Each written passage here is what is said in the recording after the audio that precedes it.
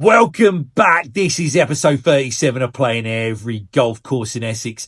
And today is a special one. It is our first revisit of the series. Now, you might remember episode 35 when we came to Frinton Golf Club but couldn't finish, fading night, bad weather, and a huge A12 traffic jam left us arriving late and missing the club's much talked about view. Well, this time we're back to finally give this classic Seaside Links the full review it deserves. And where else shall we begin than by checking out the breakfast here at Frinton? And boy, they didn't disappoint. I went for the full 18-hole option, basically double everything.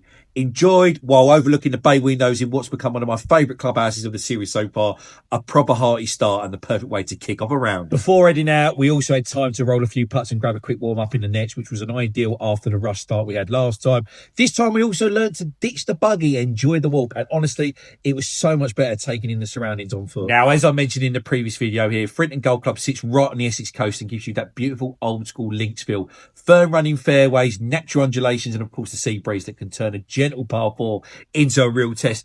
It plays as a par 71 from the yellows at just over 6,200 yards, but when the wind's up, it feels every bit its length. It's a layout that rules strategy more than brute force. When I last visited at the end of August, the course had suffered a bit from the dry weather, but with some rain and cooler temperatures, it has really started to improve, which was great to see. The greens were no different, still lovely to look at and play, but in the wind, a real challenge to hold and putt on. Now, as you can see from the clips, it was a day full of sunshine, but far from easy. We had 20 to 30 mile an hour winds blowing away from the clubhouse, which apparently isn't the usual direction.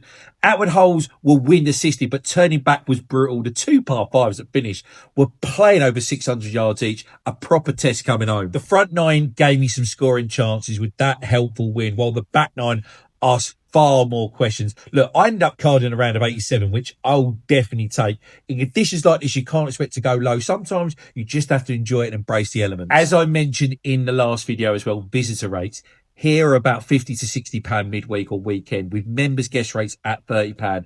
And they also offer day passes for £100 as well.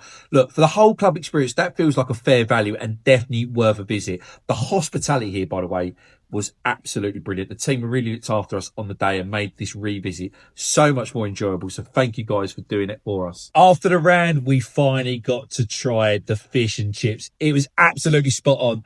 With probably, actually, I'm going to say the best tartar sauce I've ever had. And then we were treated to some tiramisu, which was a lovely surprise and completely delicious. Look, a perfect way to round off the day.